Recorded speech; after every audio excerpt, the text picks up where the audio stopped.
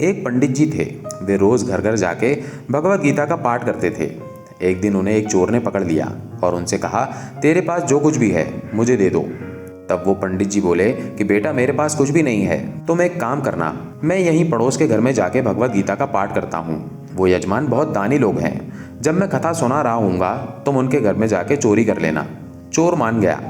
अगले दिन जब पंडित जी कथा सुना रहे थे तब वो चोर वहाँ आ गया। तब पंडित जी बोले कि यहाँ से मीलों दूर एक गांव है, वृंदावन। वहाँ पे एक लड़का आता है जिसका नाम कान्हा है। वो हीरे जवाहरातों से लदा रहता है। अगर तुम लूटना चाहते हो तो उसको लूटो। वो रोज रात को एक पीपल के पेड़ के नीचे आता है जिसके आसपास बहुत सी झाड़ियाँ हैं।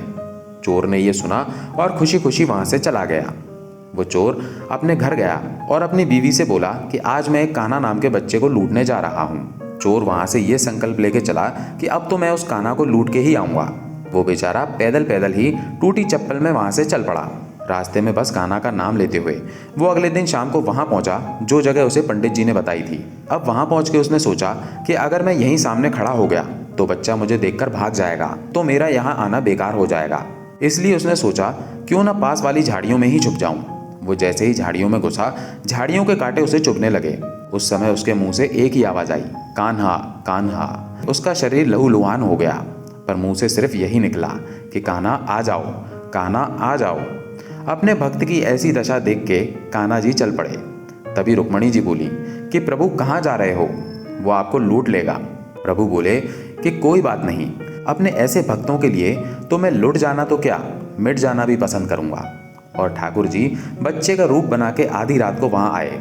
वो जैसे ही पेड़ के पास पहुंचे, चोर एकदम से बाहर आ गया और उन्हें पकड़ लिया और बोला कि ओ कान्हा, तूने मुझे बहुत दुखी किया है। अब ये चाकू देख रहा है ना, अब चुपचाप अपने सारे गहने मुझे दे दे।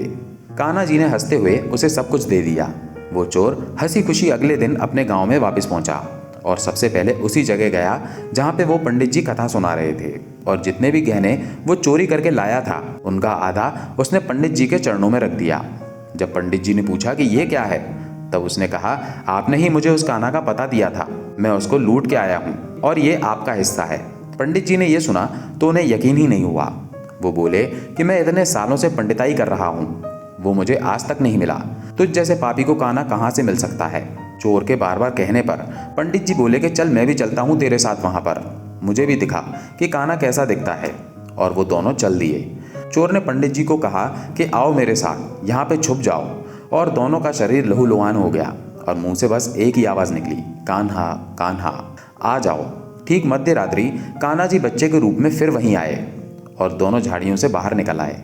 पंडित जी फूट फूट के रोने लगे और जाके चोर के चरणों में गिर गए और बोले कि हम जिसे आज तक देखने के लिए तरसते रहे, जो आज तक लोगों को लूटता आया है, तुमने उसे ही लूट लिया।